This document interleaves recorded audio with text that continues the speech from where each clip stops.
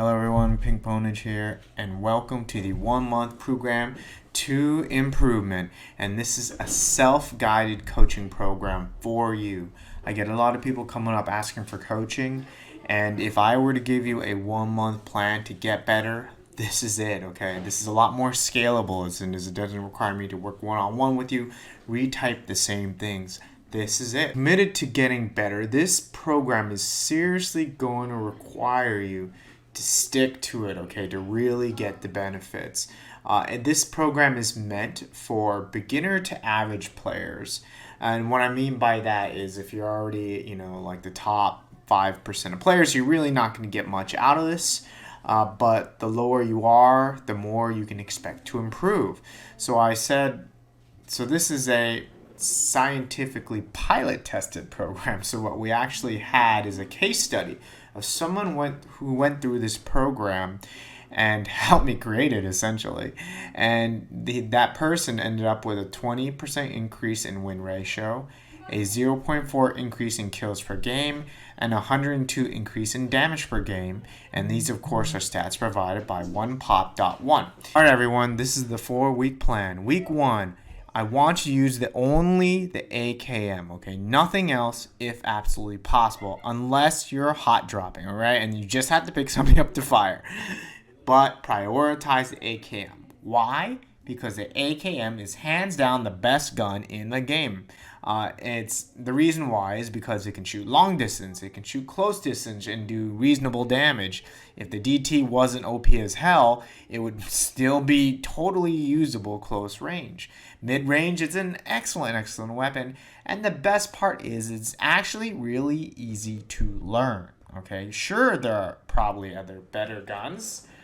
Sako is an excellent one, right? But it takes a high level of skill and a lot of practice. AKM, almost anyone can pick up and use with reasonably little practice. Week 1, you're going to pick up that AKM, watch the AKM masterclass video in this channel.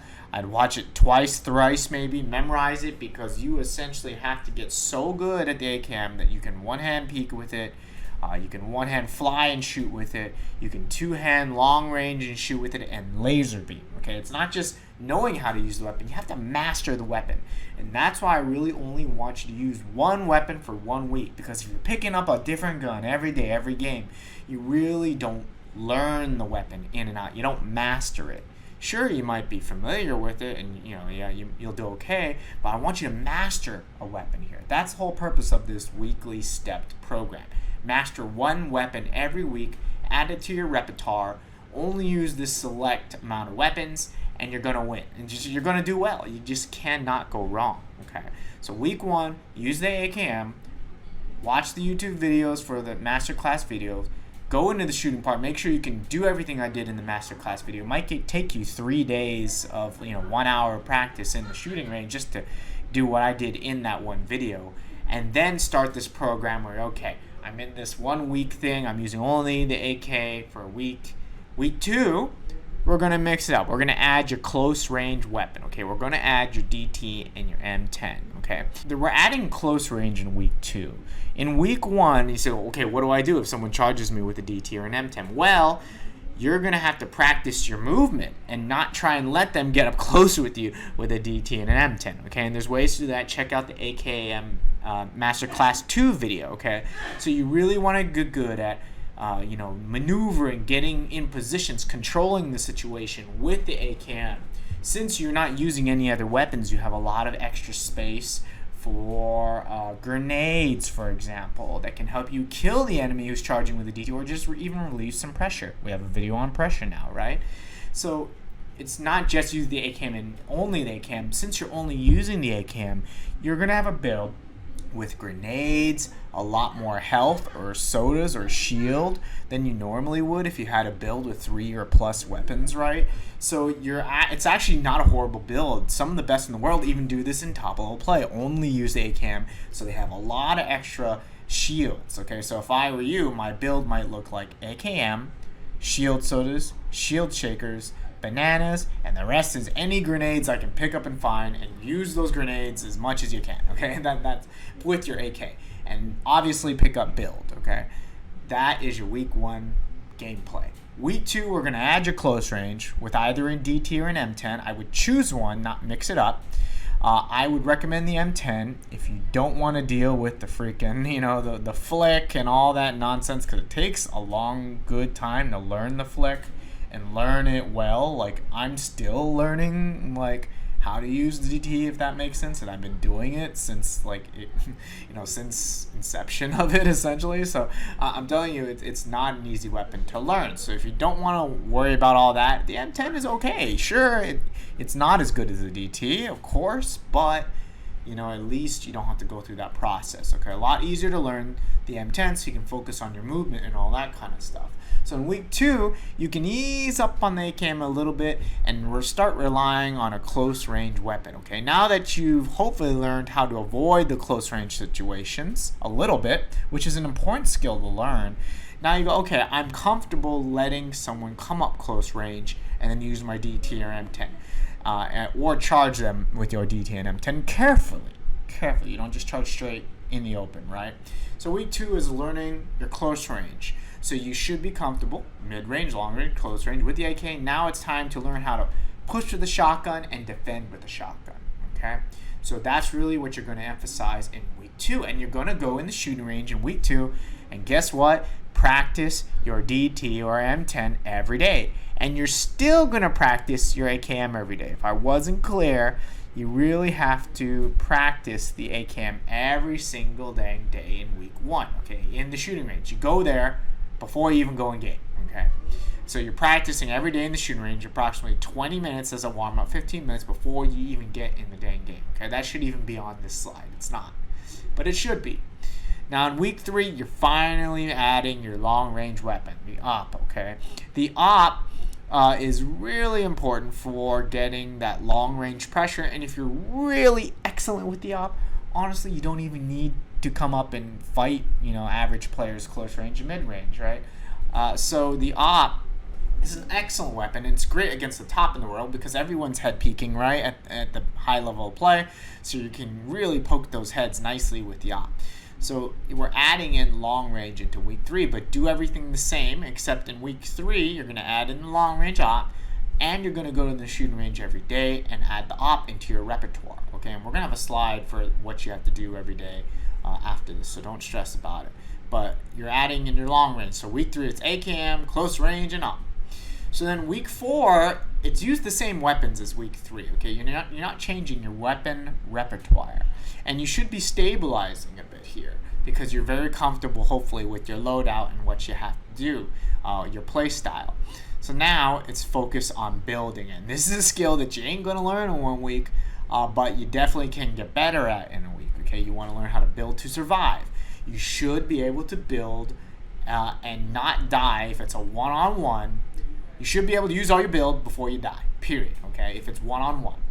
Now, if it's 2-on-1, that's a different story, all right? A lot harder to do that versus 2v1, but there's no excuse to not using all your build before you die if it's a one-on-one situation. Remember that, okay? Build to survive. Also build to charge, and never charge someone who's, like, for example, holding a hard cover position and you're just flying willy-nilly in the air asking to get shot out of the sky, okay? That's not what I mean by charging. When I say charge, I mean charge safely and carefully, right? So I want you to build while you charge. While you're charging, build at the enemy so they can't shoot you and they're breaking the build because you're still flying at them, spamming build. Check out my other videos for that. Build to get in the better positions. You don't have to just charge straight at the enemy. Build, fly and build on the side so you get a flank position on your enemy. So you're really trying to learn how to position and get into those advantageous situations with build, okay, for this week 4, as well as surviving, okay? So week 4, you're going to be comfortable with your weapon skills, and now you're working on the extras. So now this black book of PopOne strategy is something you just want to keep close to you because this will help through all 4 weeks, and honestly, it will help just daily. Like, I say these things to myself before a tournament, for example. I don't catch I don't realize I'm doing it sometimes, but I really am. So for example, let's go over the So first off, let's go over the left side, overall rules. This is just to help guide you through the weeks, right? You can only use the certain weapons. It's got a couple extra tips. This was actually created by my friend Weller, who was, the case study participant who went through this program. So I just copied what he typed. I was typing this to him in Discord, and he just created this. So thank you. It was nice of him. So you have your tips for your first 4 weeks on the left side. Every day before you play it, there's your repertoire. There's your routine. Shoot 1 box of M10 or DT while peeking in the shooting range. Shoot 3 boxes of AK ammo while peeking. Shoot 2 boxes of op ammo. Practice that every single day. Okay, you should be peeking at all times while you're firing. Okay, don't stand in the dang open.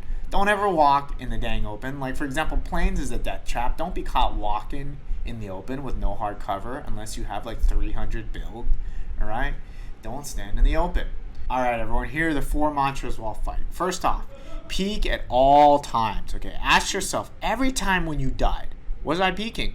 And the answer was probably not. Okay, you're gonna be really surprised how many times when you ask yourself this when you died, that the answer was no. And I do this to myself all the time. It happens even in tourney games, and this is where it matters the most. And I go, oh man, I wasn't peeking. I was like, how did I die there? Like, what the hell happened? I go, oh, I wasn't peeking, duh. Like, I was so confident in my aim. I usually can out aim people, so I was so confident. I went in there and I was just being lazy, and I died. All right, peek. If you get good at peeking, you can aim perfectly while peeking. There's no reason to go out of cover. Okay, just get good at peeking.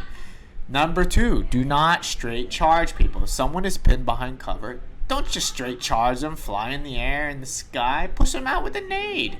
Or build and rotate position to make them move. Or just grab a teammate to flank them, alright? And just call your teammate and go, hey, I've got this guy pinned. Please flank.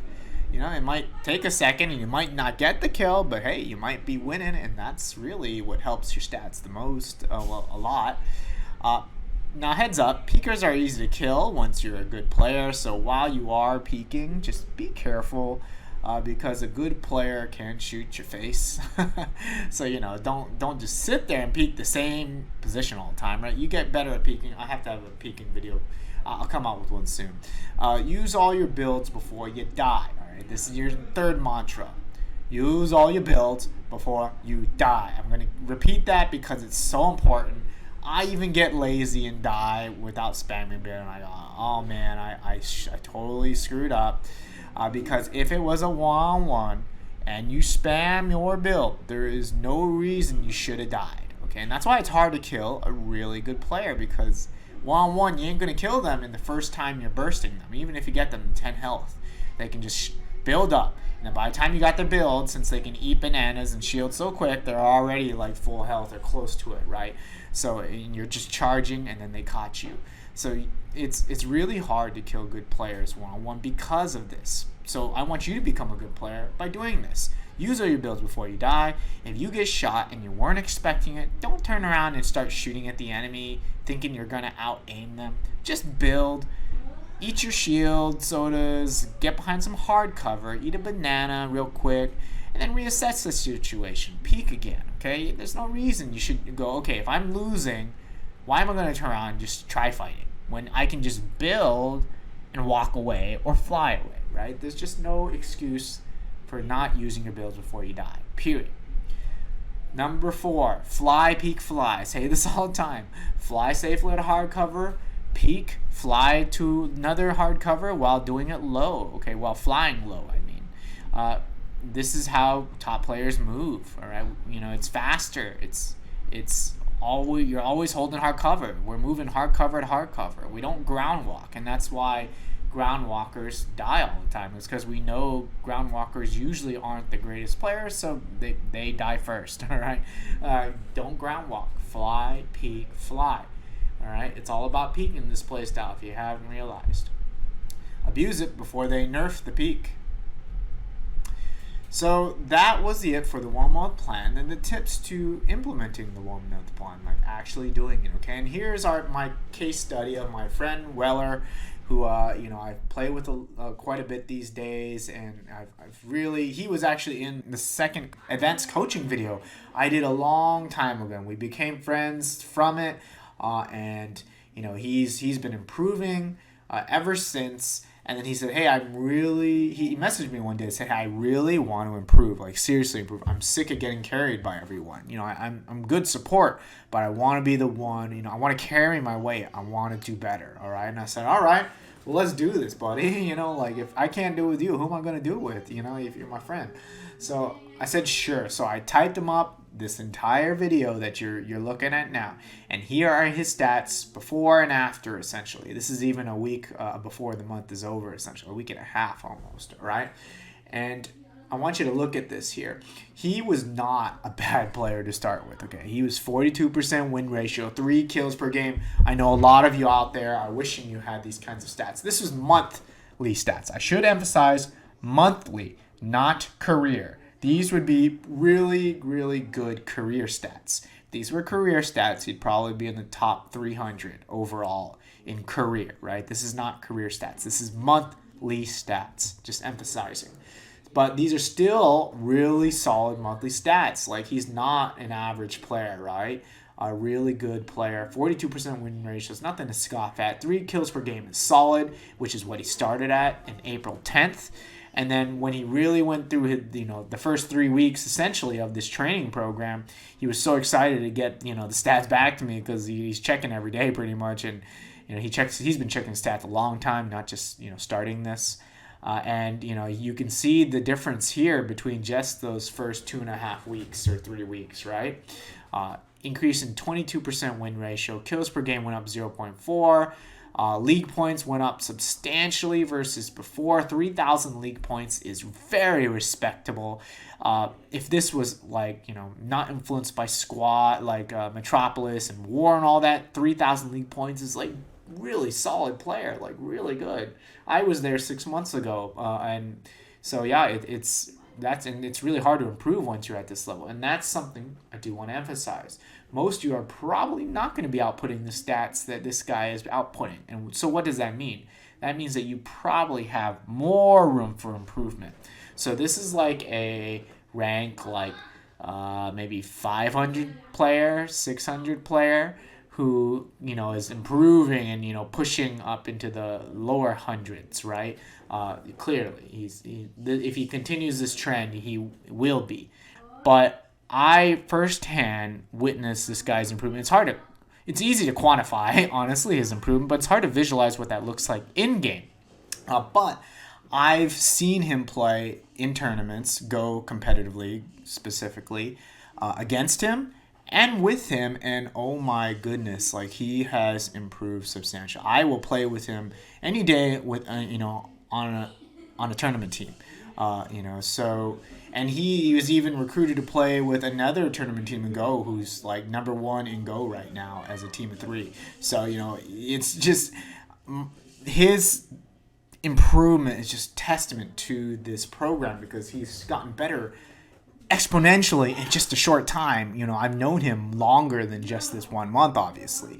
And honestly, he was quite stable before that. And he was telling me that as well. He's kind of hit this plateau again, right? Needs to break the skill wall. And he really has here. It's not easy to get improvements when you're getting numbers like this, but a 65% win ratio, that is killer, okay? That is top level, which is what he's at these days, right? Totally killer win ratio. And he's even gained some massive respect from some excellent low diamond level players, okay? So really cool. It's just excellent. Great job, Weller. You did fantastic. Good work, buddy. And thank you for putting these tables together, which is what this was, all right? So we're going to end the presentation here. Good luck to you. Use this guide.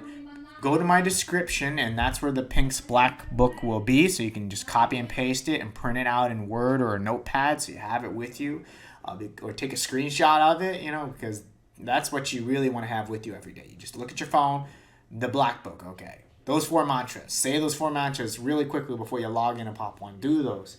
Go to the shooting range. Practice what you got to practice, and you're going to see yourself improve. I guarantee it.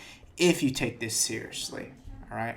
And I do recommend you get involved in competitive games like Go or Scrims, because that's how you're going to improve, playing against the better players. And that's what this case study person did as well. All right.